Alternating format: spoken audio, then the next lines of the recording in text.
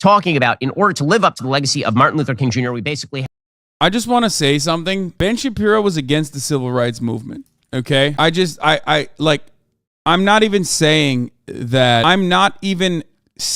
Ben Shapiro would have been. I'm saying that he, in modern day United States of America, openly stated that the Civil Rights Act, the Civil Rights Act is bad because it compels businesses, private businesses, to do things, like forces them to serve black customers. Ben Shapiro has openly stated that.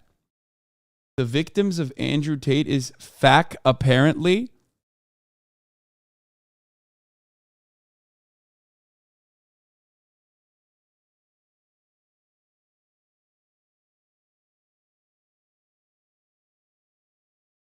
This is not a falsehood. Here you go. This is the one thing I could have found. Oh, here.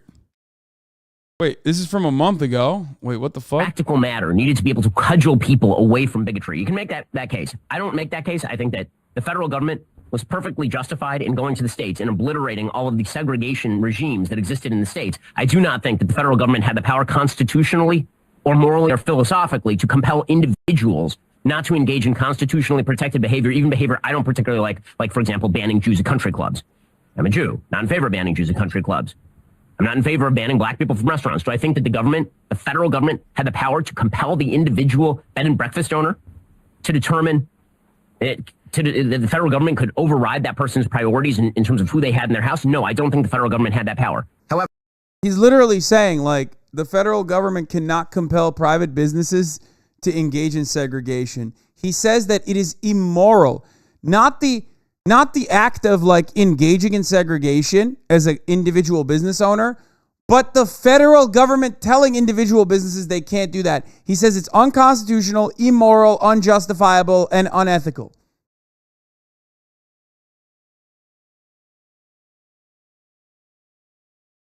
That's from a month ago, dog. He's wearing the same fucking shirt in this video as he is from 1 month ago. Ben Shapiro, and he said this time and time again, discussing the Civil Rights Act, says the legislation from the 60s was important in doing away with states' governments that promoted segregation, but that it overreached by attempting to compel individuals to not engage in behavior or action that could be seen as protected by the Constitution. This is his, like, I'm going to do racism shirt, I guess. So I wanted to show that to you before we got into Ben Shapiro now, wearing, ironically, the same exact fucking shirt, as he talks about MLK and his legacy, okay? On this day, MLK Day, let's take a look. You have to engage in a woke Bernie Sanders redistributionist agenda. So today's example comes courtesy of Esau McCauley, writing for the New York Times, the kind of revolution that Martin Luther King Jr. envisioned. Quote, in 1968, 4 days before he was shot on the balcony of the Lorraine Motel in Memphis, the Reverend Dr. Martin Luther King Jr. delivered his last Sunday sermon at the Washington National Cathedral in Washington, D.C. It was entitled Remaining Awake Through a Great Revolution, and although King doesn't say the word woke, he uses the concept as it was understood by many black folks then, well before the term was co-opted by the political right to refer to any left-leaning policy it wanted to condemn. The sermon is an opportunity to encounter the real King, who is too often obfuscated by politicians who use his legacy to support their own agendas. They contend that King was colorblind, when in fact his policy aims were unapologetically color conscious. Okay, well, if that were... I mean, yeah, literally. One of his policy aims you are dissecting and agreeing against, which is, the Civil Rights Act, which was intended to destroy segregation across the board, including in private businesses. So that in and of itself, other than we're not even talking about MLK's legacy, what he actually truly believed in. Nobody in liberal media even ever will mention that he was a democratic socialist. He was literally pro-Ho Chi Minh, anti-Vietnam War, anti-imperialist, pro-socialist. They will never mention that. Liberals don't want to mention that. Republicans don't want to mention that. Partially because they're all right-wing pieces of shit, right? They have whitewashed his legacy in that regard. Aggressively so. Okay? But this takes it one step fucking further. When you take a guy whose entire lives, his entire work, revolves around creating equality for black people and says, no, actually, he is colorblind. You're wrong. to do white supremacist agitprop, the gall. Every fucking year we do this, whether it be Black History Month or on MLK Day. Every fucking year we do this for an entire month of February, and certainly on MLK Day, where we look through a list of some of the most unhinged right-wing fucking tweets from psychotic right-wingers who very much would have been against MLK at the time, or are still against MLK's ideas now, bastardizing his words and his moves and his movement to specifically do the most counterproductive thing on the fucking planet, which is, uplift, normalize, and defend white supremacist constructs. Or the part of Martin Luther King Jr.'s birthday that we were actually celebrating? Okay, but that's not what we're celebrating. If you had asked people in 1983, when this was enshrined into federal law, are they in favor of a national holiday that enshrines the idea of group redistributionism? The answer is no. There would not have been support for that. The thing that every school child learns when they are in school about Martin Luther King Jr. is the I Have a Dream speech, right? One of the great speeches in American rhetorical history. That speech is replete with references to the idea that we should all view each other as God's creatures without reference to color. An attempt to backfill that by looking at the fact that Martin Luther King Jr. was economically socialistic does not change the fact that that is not what we are actually celebrating about Martin Luther King Jr. on Martin Luther King Jr. Day. And trying to claim that that is what we are celebrating is silly.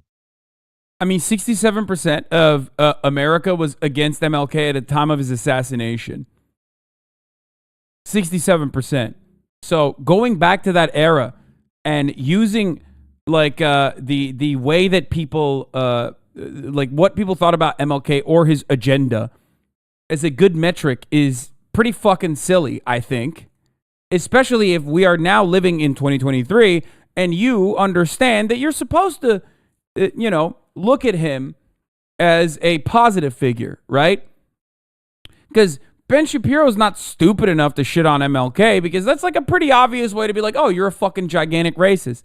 It's so racist that other races will be like, oh man, that's a bridge too far, I think.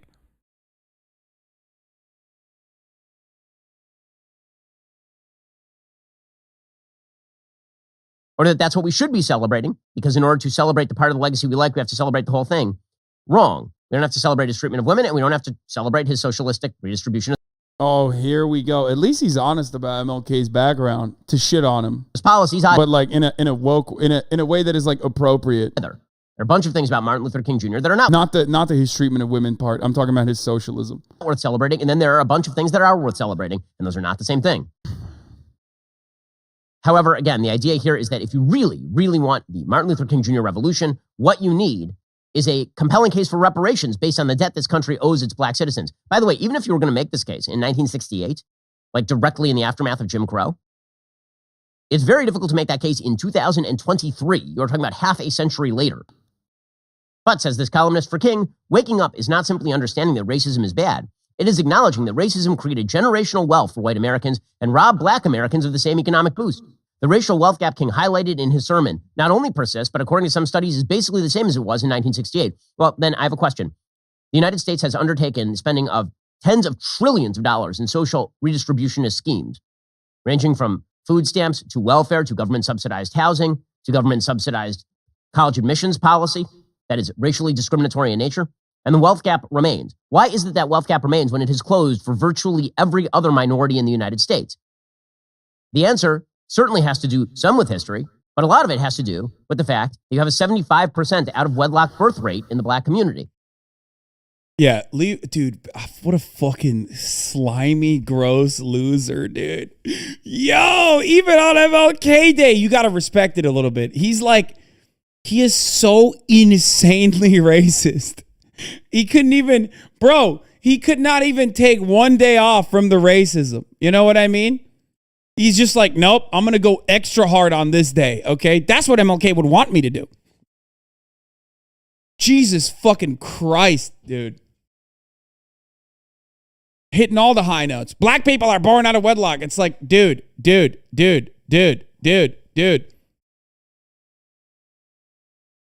are two reasons, okay? There can only be two reasons as to why black people underperform in modern society in comparison to white people, okay?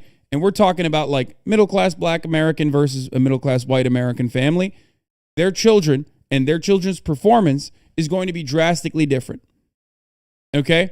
It's true.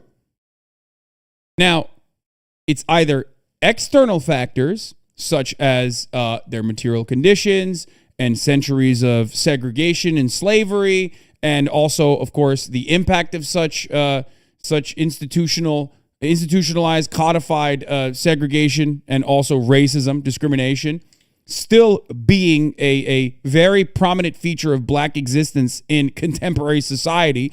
Like, for example, no, it's not generational trauma, okay? For example, every African descendant of slave in this country, okay, every black person pretty much in this country is 1.5 generations removed from abject poverty. 1.5 generations removed. How does that happen? How? Why did that happen? Think about it for a second. Because segregation wasn't that long ago. You know what I mean? Even slavery and the abolition of it, not that long ago. Okay? And at no point has restitution been offered to black people in this country. It's never happened. Black people have still been weaponized, and their existence has still been weaponized, and they have been cast aside and pushed into areas that are low income, that have been purposely starved out. Okay? How you've never corrected that wrong. You've never turned around and said, you know what? Actually, this is fucked up. Let's fix it. Okay? All of that is systemic. That's an external factor. So if you recognize that, you have to recognize systemic racism exists. On the inverse of that, on the other side, there's another reason. The idea that Ben Shapiro and Republicans in general push for, because they say systemic racism doesn't exist, and that is intrinsic factors. And that is racism. That's it. It's either external factors or internal factors. Either black people have been held back in a systemic way, and if you understand American history, even in the most basic understanding of American history should allow you to recognize that it is actually black people being held back as a consequence of racism, as a consequence of slavery, as a consequence of segregation, okay? Or it's internal, and that means that you believe black people are just genetically inferior. And that is precisely why they've been held back. That's just racism. That's white supremacy. That's it. That's it. It's simple. It's not that hard. It's not that difficult.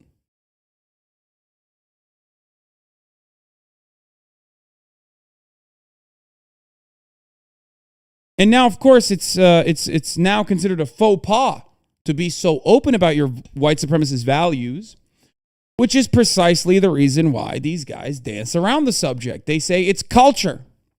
It's culture. Really? Rap music is a prominent part of black culture in this country. Black culture, I would say, is probably the most exploited, but also the most successful form of American culture and American identity. Everybody listens to black music. Everybody listens to black trends. Everybody follows black trends. Everybody is very much internationally following black culture. So why does it impact black people differently then? Because even if you are to talk about culture, okay, even if you are to say that like, oh, it's black culture, that's why they're held back, which is a cowardly way to say it's their race, okay? These pussies can't fucking say race anymore, so they say it's culture. It's culture. Why is it that it impacts black communities differently? Black culture, I mean. Is it that like black people listen to rap music and it hits a different frequency? Because more white people listen to rap than black people do. There's more white people out there. Why doesn't it impact white people in the same way? It's just a way to shift the conversation away from using the scary word, the R word, racism. It's you don't want to say race, so you say it's culture. That's what they do. That's it. Everybody consumes black culture. Why doesn't it impact, if it is simply a cultural difference, Everybody consumes black culture. The most popular form of culture. The vernacular becomes commonplace. The word cool is black vernacular.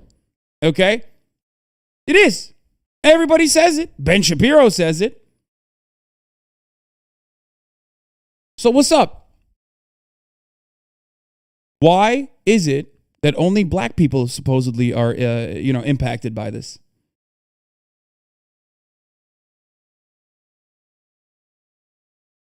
Not. It's external. It's systemic racism.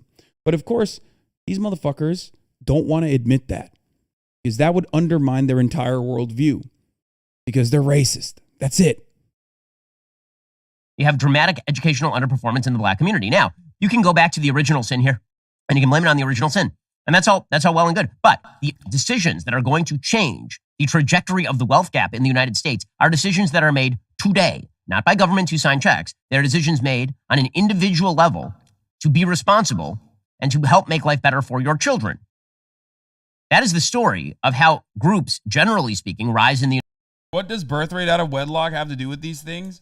I mean, there's also a reason for that as well. That's like a very racist way of saying black people don't want to be in like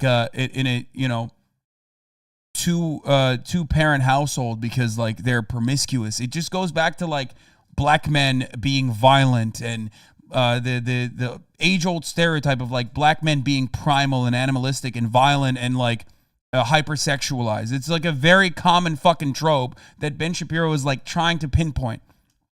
Okay, they make it seem like it's that mode of existence, which by the way is also bastardized because despite being out of wedlock, black men, according to studies at the very least, happen to be in the lives of their children significantly more than the way that like conservative media presents it as such, even if they are not in a government recognized marriage. But some of the reasons as to why there is a statistical anomaly there or a disparity there, because there is one, is fucking the criminal justice system. Okay? 1 out of 5 black children in this country have one parent that's incarcerated. That number goes up to 1 out of 42 for white people. What the fuck do you mean?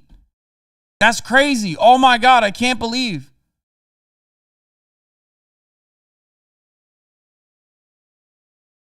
He said wrong. I wonder why your name is Nobody Listens to Me.